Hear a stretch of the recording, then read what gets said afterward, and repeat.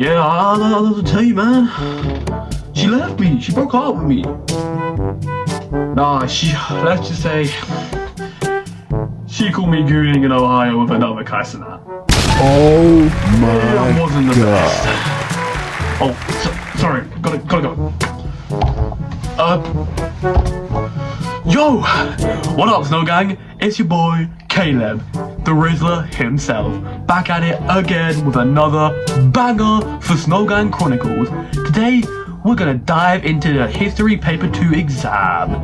You know, the one with the Cold War and the Elizabethan era. Spoiler alert, it was pretty easy. Let's just get into it.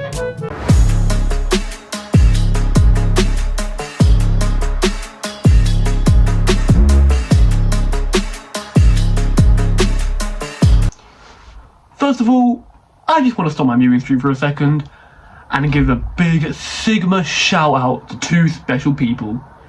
First, to David. He's just so Sigma, how can I leave him out? And next, to the beta male who just opened that Cold War booklet, said, "What the glizzy?" and then immediately closed it. By the way, it's the same guy who left out the last 5 pages on the maths exam.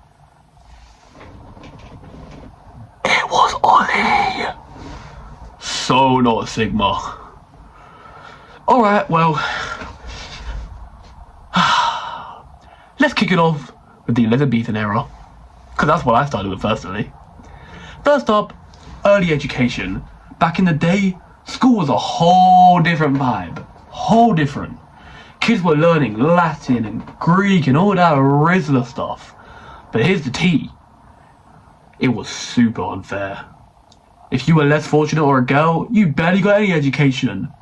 The rich boys got all the Riz while everyone else had to skimmity without. Not cool, Lizzie. Not cool at all. Lizzie the first, that is. Like seriously, imagine being a girl back then. You'd be out here like, where's my education, Riz? And society's just like, nah fam, stay home and weave or something. Total Sigma fail. Glad we don't live in those days anymore, right? If you were a rich goon, you had no edge. Next up, we got the Spanish Armada. Yo, Queen Lizzie had some serious riz with this one. She took out the Spanish Armada in 1588 with ease. The Spanish thought they could flex on England, but Lizzie was like, "What the Sigma?" and sent them packing. Pure Sigma move. Imagine the Spanish thinking they could just roll up and take over. Lizzie was like, "Not today, Satan." She had that ultimate Riz energy. Sending them off with their tails between their legs.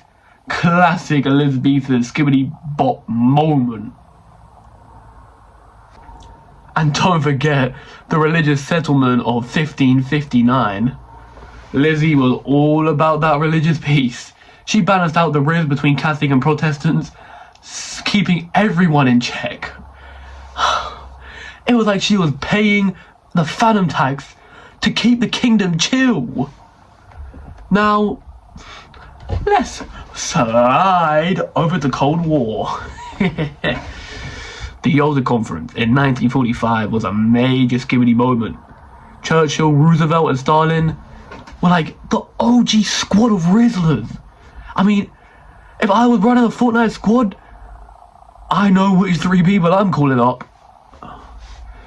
Deciding the post-war world order, they carved Europe up like a boss. But things got a little spicy later on. Speaking of spicy, Prague Spring of 1968 was absolutely wild!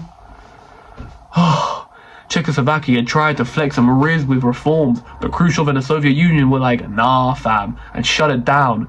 Classic Cold War skibbity vibes. And Khrushchev himself, bro, this guy was all over the place, influencing Soviet policies and flexing his power.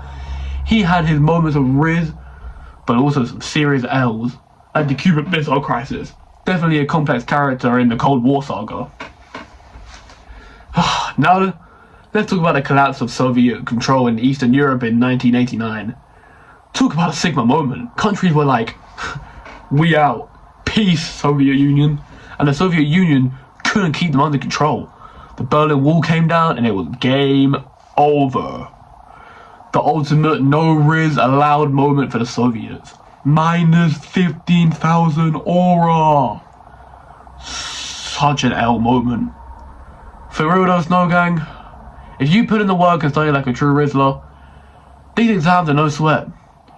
Just gotta stay on that Sigma grind set and pay that phantom tax to the books. Trust me, you got this. And now, let me tell you a bit about the edging and gooning strategies for studying. I know, that sounds kinda sus, but stick with me here. Edging is when you study just enough to understand the basics and then take a break. Keep your brain on the edge of learning without overloading it.